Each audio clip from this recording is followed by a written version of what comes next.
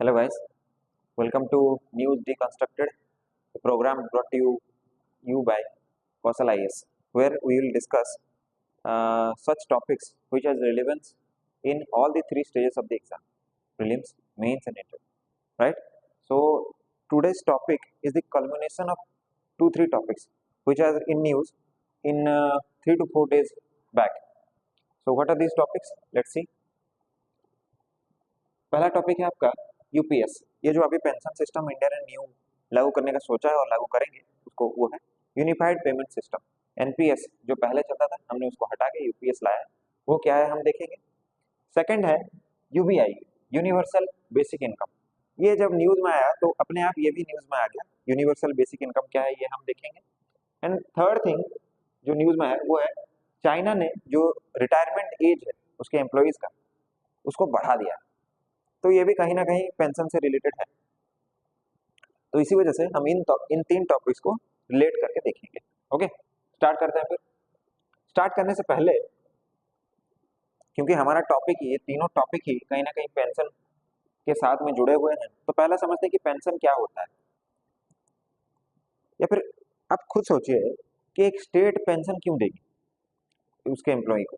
दो रीजन उसके हो सकते हैं। पहला है socio economic and second reason उसका हो सकता है मोरल रिस्पॉन्सिबिलिटी। देखिए, जो पर्सन पेंशन के लिए एलिजिबल है वो पक्का कोई ओल्ड पर्सन होगा, और ये ओल्ड पर्सन ने अपने जिंदगी के 20-30 साल स्टेट के सर्विसेज में गुजारे। अब जब ये ओल्ड एज में आ चुका है तो इनके क्या होंगे, इनके मेडिकल एक्सपेंसेस प्रोबेबली ज्यादा होंगे, फूड एक्सपेंसेस, कैरिंग एक्सपेंसेस, ये सारे बढ़ जाएंगे। तो अब ये स्टेट का ये हमेशा रोल होना चाहिए कि वो हमेशा जो अपना जो ओल्ड एज पॉपुलेशन है उसके वेलफेयर के बारे में सोचे, उनके सोशियो इकोनॉमिक कंडीशन के बारे में सोचे। इसी वजह से पहला रीजन होता है पेंशन देने का अपने स्टेट के एम्प्लॉयज को। सेकंड है, अब यही जो एम्प्लॉय है उसने अपने 20 to 30 ईयर्स एट मिनिमम उन्होंने स्टेट के सर्विसेज में खुद को इन्वॉल्व किया है, अपना टाइम और अपना यूथ उन्होंने स्टेट के सर्विस को दिया हुआ है। इसका मतलब ये है उन्होंने एट लार्ज सोसाइटी को सर्व किया। अब इसी वजह से एक मोरल रिस्पॉन्सिबिलिटी भी बनता है सोसाइटी का और एट द टॉप गवर्नमेंट का कि उनको उनके जो सर्विस के बदले कुछ कुछ उनको दिया जाए। जो इसी वजह से कोई भी गवर्नमेंट हो वो अपने एम्प्लॉयज को पेंशन देने के बारे में बात करते हैं। ठीक है, तो आई होप आपको ये 2 पॉइंट्स क्लियर हुए होंगे कि क्यों हम पेंशन देते हैं। अब हमें यूपीएस को समझने से पहले हमें इंडियन पेंशन सिस्टम क्या है वो समझना पड़ेगा। ठीक है, जैसे जैसे हम ये एक चीज ये नोटिस करेंगे कि जैसे जैसे सोसाइटी में इवॉल्व होगा, सोसाइटी में आइडियाज का मतलब इवोल्यूशन होगा, वैसे वैसे पेंशन सिस्टम में भी वो चेंजेस हमें देखने को मिलेंगे। अगर हम इंडियन पेंशन सिस्टम को देखेंगे तो हमें 3 पेंशन स्कीम्स हमें देखने को आएंगे: old pension scheme, new pension scheme and unified pension scheme. ठीक है, क्या इनका बैकग्राउंड रहा, क्या कैसे क्यों हमने वो लागू किया, ये सब चीजों को हम अभी यहाँ पे देख लेते हैं। ठीक है, देखिए, ये मान के चलिए आप कि ये मान के चलिए कि अभी ओपीएस है वो क्यों लागू हुआ। वो पहली बात तो आप ये ध्यान रखिए, टिल 2004 ये स्कीम लागू हुआ था, उसके बाद धीरे धीरे क्या हुआ, इसको हटा दिया गया। ठीक है, सेकंड चीज है ओपीएस में क्या होता था। ओपीएस में क्या होता था कि जो गवर्नमेंट का कोई एम्प्लॉई है, मान लेते हैं उसका सैलरी 10,000 था, 10,000, तो ओपीएस के हिसाब से उसको क्या मिलता था कि अपना जो लास्ट ड्रॉन सैलरी है, उसने जो अपने करियर में जो लास्ट सैलरी ड्रॉ किया होगा उसका 50% उसको क्या होता था, एज ए पेंशन मिलता था। यानी अगर उसको 10,000 सैलरी मिलता था तो उसका पेंशन कितना होगा, पेंशन होगा उसका 5,000। समझ पा रहे हैं? इसके अलावा एक थर्ड चीज भी था जो कि था इन्फ्लेशन इंडेक्सेशन। क्या है इन्फ्लेशन इंडेक्सेशन? इसका मतलब है कि उसको पेंशन तो मिल रहा है बट इन्फ्लेशन के साथ में तो वो एडजस्टेड नहीं है। तो मान लेते हैं कि जो अगले साल जो अगर इन्फ्लेशन 10% हो गया ज्यादा, तो उसको इन्फ्लेशन उसका जो पेंशन है उसको इसके हिसाब से कैलकुलेट करके उसका जो लास्ट ड्रॉन सैलरी है उस हिसाब से उसको बढ़ा के उसको पेंशन में जोड़ा जाता था। यानी अगर मान लेते हैं कि ये जो साल है 2024, यहाँ पे अगर इन्फ्लेशन 10% हुआ तो ये जो सैलरी वो ड्रॉ कर रहा है 10,000, इसका 10% ये जो पेंशन हम 5,000 दे रहे हैं इसमें हम ऐड करेंगे, यानी और 1,000 यहाँ पे क्या होगा, ऐड हो जाएगा। तो उसको टोटल पेंशन कितना मिलेगा, 6,000 उसको पेंशन मिलेगा। ये बात था। इसके अलावा ये क्या था, ये रिस्क फ्री था, इतना पेंशन आपको मिलना ही मिलना है। और अगर जो जो बेनिफिशियरी है जिसको मिल रहा है वो पेंशन, उसका अगर डेथ होता है तो उस केस में क्या होता है, उसके फैमिली को वो पेंशन मिल जाता है। ये सब चीजें हम देख रहे हैं, ठीक है। अब इसको हटाया क्यों जाएगा और एनपीएस न्यू पेंशन स्कीम इसको लाया क्यों जाएगा। अब यहाँ पे आप देखिए कि ये साल उसको फिक्स हो गया पेंशन और कोई रिस्क नहीं है। इससे होता क्या है, गवर्नमेंट का फिजिकल डेफिसिट बढ़ता है, बर्डन बढ़ता है गवर्नमेंट पे कि वो पैसा उतना उनको देना ही है। अब वो बर्डन को कौन बियर करता है, बियर करते हैं जो यंग जनरेशन है वो, क्योंकि उन्हीं के टैक्स का पैसा क्या होता है आगे जाके ओल्ड पेंशन स्कीम में उनको मिलता है। तो अब पहली बात तो ये हो गया कि फिजिकल डेफिसिट ज्यादा बढ़ रहा था, बजटरी एलोकेशन ज्यादा हो रहा था वहां पे। सेकेंड चीज है वो जो बर्डन है वो यूथ पे गिर रहा था, टैक्स पेयर पे गिर रहा था। थर्ड चीज ये है कि इससे होगा क्या, लॉन्ग टर्म जब हम देखेंगे तो गवर्नमेंट आगे आगे जैसे जैसे जॉब बढ़ेंगे, ज्यादा लोग रिक्रूट होंगे तो ज्यादा पेंशन जाएगा, तो गवर्नमेंट के ऊपर एक परपेचुअल प्रॉब्लम स्टार्ट हो जाएगा। तो इन सबको हटाने के लिए गवर्नमेंट ने क्या किया, 2004 में इसको बैन किया, खत्म किया, और 2004 के बाद से उन्होंने न्यू पेंशन स्कीम लाया। ये पेंशन स्कीम क्या था, इसके दो कंपोनेंट्स हैं, दो कंपोनेंट्स क्या, एक कंपोनेंट है एम्प्लॉय, एक कंपोनेंट है स्टेट। मतलब क्या होगा, यहाँ पे ये बोला गया ये जो एम्प्लॉय है वो अपने सैलरी का, हर महीने का सैलरी का 10% अलग करेगा पेंशन स्कीम के लिए, और जो स्टेट है वो क्या करेगा, कंट्रीब्यूट करेगा 14% जो उसके सैलरी का होगा, including the DA, dearness allowance जिसको बोलते हैं। और ये जो कॉर्पस बनेगा, ये जो उसको मिला के मान लेते हैं बना 2000, ये जो कॉर्पस होगा जो 2000 बना, इसको क्या किया जाएगा, इन्वेस्ट किया जाएगा, इन्वेस्ट किया जाएगा।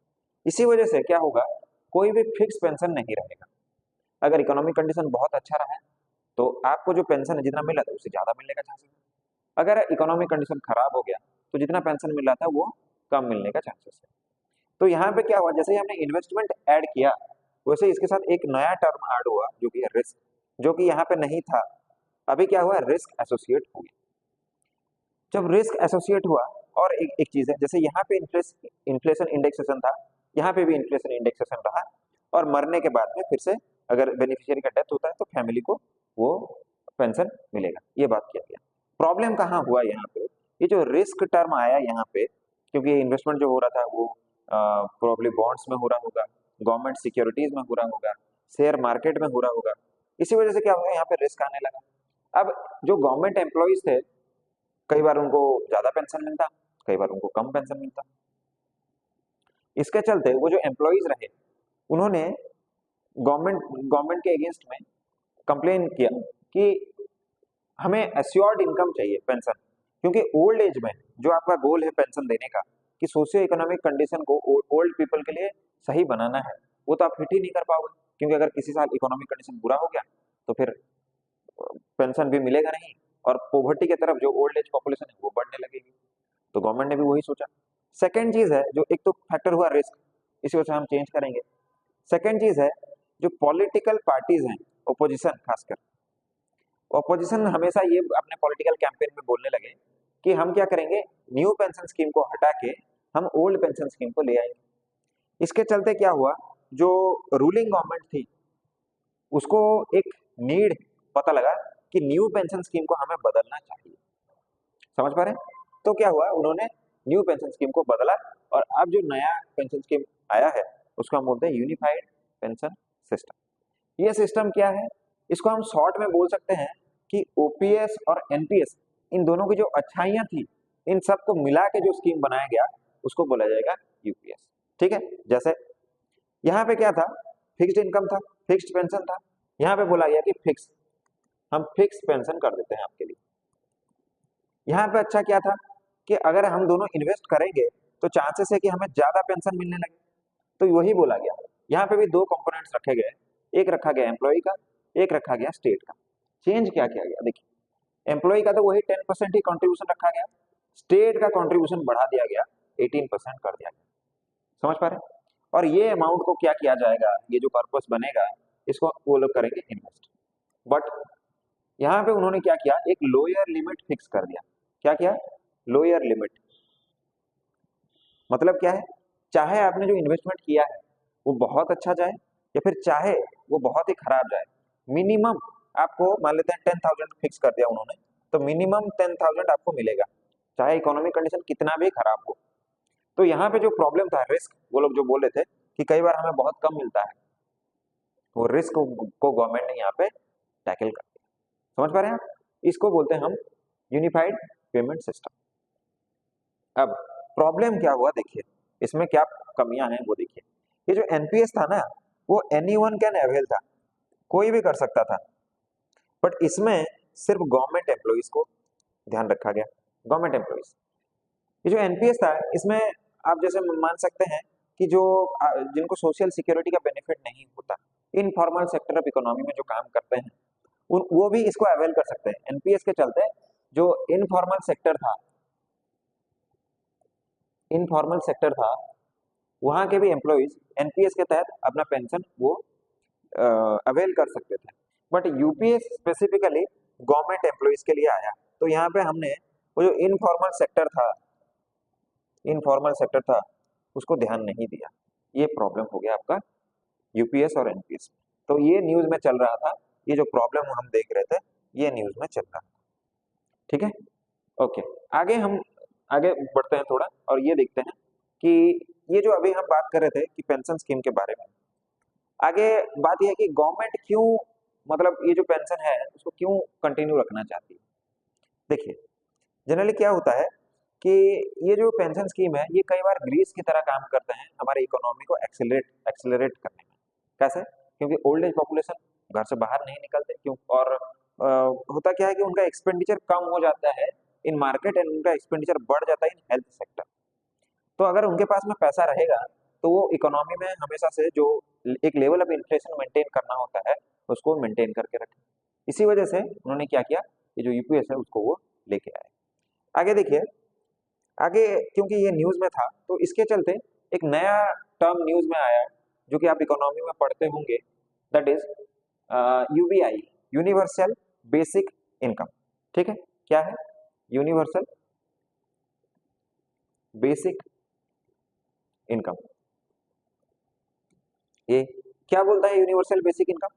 ये बोलता है इरेस्पेक्टिव ऑफ द जॉब या फिर irrespective of the employment opportunity, आप कुछ भी करते हैं, चाहे आप इनकम करते हो चाहे आप इनकम ना करते हो, आपको गवर्नमेंट क्या करेगी, ये देखिए, to augment a person's purchasing power in the market, government deposits a certain amount per year in his or her account.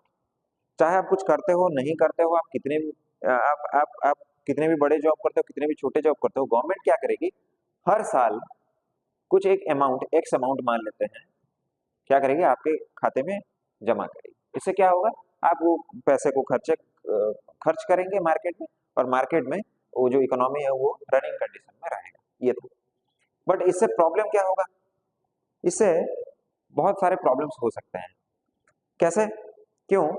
देखिए, ये हम हमारे जैसे डेवलपिंग कंट्रीज, इंडिया, बांग्लादेश और म्यांमार, नेपाल, बाकी जितने भी साउथ अफ्रीकन नेशंस, जो भी डेवलपिंग कंट्रीज हैं, उनके पास इतना पैसा होता ही नहीं कि वो अपने जो एम्प्लॉइज हैं या फिर अपने जो एम्प्लॉइज बोल रहा हूँ, उनके जो सिटीजन्स हैं उनको इतना पैसा वो दे पाए।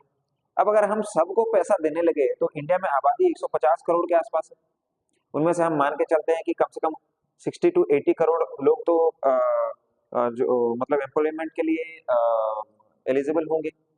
चलो मान लेते 50 करोड़ ही, उनको अगर इतना पैसा देने लगे, अब अगर साल में देंगे तो एटलीस्ट हमें 15 to 20,000 देना पड़ेगा, 15 to 20,000 हमें देना पड़ेगा। इतना पैसा अगर हम देने लगे तो गवर्नमेंट पे कितना फिस्कल बर्डन आएगा, कितना डेफिसिट में गवर्नमेंट चलेगी। तो ये पहला एक प्रॉब्लम हुआ। सेकंड प्रॉब्लम एक ये हुआ कि यार जो पेंशन दिया जाता है वो क्यों दिया जाता है, पेंशन जो देते हैं हम वहां पे हम क्या करते हैं, मैन पावर को रिटेन करना चाहते हैं। समझ पा रहे हैं, मैन पावर को रिटेन करना है कि भैया 30 साल जॉब कर लो, बाद में पेंशन में आराम से घर में रहें। बट अगर हम ये पैसा ऐसे ही ट्रांसफर करने लगे, कोई जॉब कर रहा है कोई नहीं कर रहा है, तो आपको नहीं लगता हम जो स्किल डेवलपमेंट है उसको कहीं ना कहीं पीछे पुश कर देंगे? लोगों में तो फिर जिल ही नहीं होगा कि मुझे मेहनत क्यों करना है, गवर्नमेंट तो पैसा दे रही है, मैं मार्केट में जाके खर्च करूंगा, खा लूंगा पी लूंगा आराम से सो जाऊंगा। तो ये हुआ, ये जो स्किल डेवलपमेंट जो हम कोशिश कर रहे हैं, ये सब खत्म होने का चांसेस ज्यादा है। समझ पा रहे हैं? बट इसका बेनिफिट भी है अगर हम दे सके तो। एक्चुअली बहुत सारे developed countries like Norway, Sweden, वहां पे ये कोशिश किया गया था इसको इंट्रोड्यूस किया जाए, बट वहां की जनता ने ही इस बिल को डिफीट कर दिया, क्योंकि वहां पर डायरेक्ट डेमोक्रेसी है, तो उन्होंने वहां की बिल को ही डिफीट कर दिया। तो हमारे जैसे डेवलपिंग कंट्रीज उसको अफोर्ड नहीं कर सकते। ठीक है, इसका बेनिफिट क्या हो सकता है, प्रोबेबल बेनिफिट्स देखो। लोगों ने बोला कि गवर्नमेंट के बहुत सारे स्कीम्स चलते हैं, ठीक है, जिसमें मान लेते हैं कोई वुमेन के लिए है, कोई चिल्ड्रन के लिए है, स्टाइपेंड्स है, फार्मर्स के लिए पैसा है, तो अलग अलग स्कीम्स में अलग अलग तरह से उनको पैसा मिलता है। तो अगर हम एक ट्रांसफर कर देंगे यूबीआई के चलते हैं, तो हमें उन सारे स्कीम्स में जो गवर्नमेंट का पैसा होता है वो नहीं खर्च करना पड़ेगा। बट इसका अपोजिट साइड भी है, हम स्कीम्स को कैसे छोड़ दें? हम जो सोशल वेलफेयर है, कि गवर्नमेंट को एक वेलफेयर कॉन्सेप्ट लेके चलना है जो डीपीएसपी में हमारे कॉन्स्टिट्यूशन में, वो तो डिफीट हो जाएगा फिर ना। समझ पा रहे हैं आप? और उसके बाद अगर हमने पैसा ट्रांसफर भी कर दिया, हमें कैसे पता कि वो मतलब एक्चुअल जो उसका एक्सपेंडिचर है सही जगह पे हो रहा है? मान लेते हैं मैं बहुत मान लेते हैं कि मैं दारू वगैरह पीता हूँ। अब क्या होगा, मेरी वाइफ को भी वो पैसा मिला, मैं उनको मार के वो पैसा ले लिया, और मैं जाके वापस जुआ या दारू खेल के, दारू पी के मैंने वो पैसा को उड़ा दिया। तो ये सारे प्रॉब्लम्स इसके साथ चलते हैं। तो ये होता है। तो आई होप आपको ये यूबीआई समझ में आया होगा, यूनिवर्सल बेसिक इनकम। प्रोबेबली आगे फ्यूचर में ये पॉसिबल हो सकता है, बट फिर अब के टाइम पे हमें नहीं लगता इसको इम्प्लीमेंट किया जा सकता है। ठीक है, ओके। तो ये हमारा दूसरा न्यूज़ था जो कि fund transfer and pension retirement इस सब से रिलेटेड था। नेक्स्ट हम देखते हैं जो थर्ड न्यूज़ हमारा था, जो कि था चाइना अपना जो है, ये चैलेंजेस मैंने आपको बता दिए। जो चाइना जो है वो अपना रिटायरमेंट एज को बढ़ा रहा है। क्यों बढ़ा रहा है देखो, तो वो न्यूज में था क्यों बढ़ा रहा होगा प्रोबेबली, और क्या इंडिया उसको इस तरह की चीजें वो इंडिया कर सकता है, ये न्यूज में था। ठीक है, देखो पहली बात तो एक चीज वो क्यों कर रहा है, क्योंकि डिप्लीटिंग पेंशन बजट। इसका मतलब क्या है, कोई भी गवर्नमेंट हो जब वो पेंशन देती है तो ये अपना एक बजट में सेपरेट एलोकेट किया जाता है कि इतना पैसा हम बजट के लिए रखेंगे। अब क्या हो रहा है, चाइनीज गवर्नमेंट के पास में ये जो पेंशन जो बजट है वो धीरे धीरे डिप्लीट हो रहा है, खत्म हो रहा है। तो हो क्या रहा है, बहुत सारे लोगों को आइदर लेट पेमेंट मिल रहा है, लेट पेंशन मिल रहा है, कुछ कुछ लोगों को नहीं मिल रहा है, या फिर क्या किया जा रहा है कि दूसरे सोर्सेस से, मतलब मान लेते हैं हेल्थ के ऊपर में गवर्नमेंट ने सोचा था 50,000 करोड़ हम स्पेंड करेंगे, वो पैसा को वो क्या कर रहे हैं, डाइवर्ट कर दें, तो वो सोर्सेस को डाइवर्ट करके पेंशन भेजना चाह रहे हैं। ये सब चीजें वहां पे हो रहा है। तो इसी वजह से ये सोचा गया कि क्यों ना हम जो रिटायरमेंट का एज है उसको ही बढ़ा दें ताकि हमें पेंशन देना ना पड़े। ठीक है, कुछ देर के लिए आप ये समझें। सेकंड है डेमोग्राफिक क्राइसिस। डेमोग्राफिक का मतलब आपको मालूम है, पॉपुलेशन। चाइना का पॉपुलेशन धीरे धीरे क्या हो रहा है, डिक्लाइन कर रहा है। चाइना बहुत कोशिश कर रहा है कि हमारा पॉपुलेशन वापस से रिस्टोर हो जाए, और उसका जो वन चाइल्ड पॉलिसी था जो चाइना ने डिजाइन किया था वो उल्टा पड़ गया उनके ऊपर, काउंटर बेनिफिशियल हो गया। तो इससे क्या हो रहा है, पॉपुलेशन धीरे धीरे डिक्लाइन करना स्टार्ट कर रहा है। अब अगर पॉपुलेशन धीरे धीरे डिक्लाइन करेगा तो यंग या फिर जो यूथ लोग हैं जो कि वर्किंग पॉपुलेशन हम मानते हैं, उनका भी नंबर धीरे धीरे जो डेमोग्राफिक ट्रांजिशन हो रहा है उसमें रिफ्लेक्ट कर रहा है। तो जॉब करने के लिए लोग हैं ही नहीं, तो वो एक दूसरा पॉइंट बनता है कि ये जो है रिटायरमेंट एज को बढ़ाना। ठीक है, थर्ड पॉइंट क्या है, हायर लाइफ एक्सपेक्टेंसी। समझ पा रहे हैं? इसका मतलब क्या है, ये जो ओल्ड एज पॉपुलेशन है जब उनको रिटायरमेंट मिलता है तो आपको पता है कम्युनिटी सेंटर्स में वो अपना टाइम बिताते हैं, ज्यादातर हेल्थ पे उनका खर्चा होता है। बट क्योंकि आज मेडिकल साइंस इतने आगे बढ़ चुका है तो उनका लाइफ एक्सपेक्टेंसी बढ़ रहा है, और यहाँ पे चाइना का पॉपुलेशन में ओल्ड एज का पॉपुलेशन ज्यादा हो रहा है इन कंपैरिजन टू यूथ। और ओल्ड एज पॉपुलेशन क्योंकि बढ़ रहा है, लाइफ एक्सपेक्टेंसी बढ़ रहा है, तो चाइना ये सोच रहा है कि ये जो ओल्ड एज पॉपुलेशन है उनसे उनका जो एनर्जी अभी भी बचा हुआ है उस पर उनसे कुछ काम करवाया जाए। तो ये तीन चीजों के तीन मेन पॉइंट्स के चलते चाइना क्या कर रहा है, रिटायरमेंट एज को बढ़ा रहा है। ठीक है, बट प्रॉब्लम क्या है, चाइनीज जो यूथ है वो उनको जॉब मिलने का चांसेस कम होगा। और चाइना भी अभी कॉम्पीट कर रहा है यूएसए के साथ इकोनॉमिकली एंड इन मिलिट्री। तो वहां पे एक प्रॉब्लम ये होता है कि यंग वर्सेस यूथ करके एक प्रॉब्लम हो रहा है। और अभी चाइना में हम ये देख रहे हैं कि लोग बहुत सारे प्रोटेस्ट पे उतर आए हैं कि आप जो रिटायरमेंट एज आप बढ़ाने का सोच रहे हैं वो आप रद्द कीजिए करके। ठीक है, तो आई होप आपको ये जो न्यूज़ में था, जो कि था हमारा आपका यूनिफाइड पेंशन स्कीम और UBI universal basic income and third China raising the retirement age, आपको समझ आया होगा। तो ऐसे ही नॉलेजेबल वीडियो देखने के लिए हमारे चैनल को सब्सक्राइब कीजिए और अगर ये वीडियो अच्छा लगा हो तो अपने दोस्तों के साथ शेयर कीजिए। Thank you.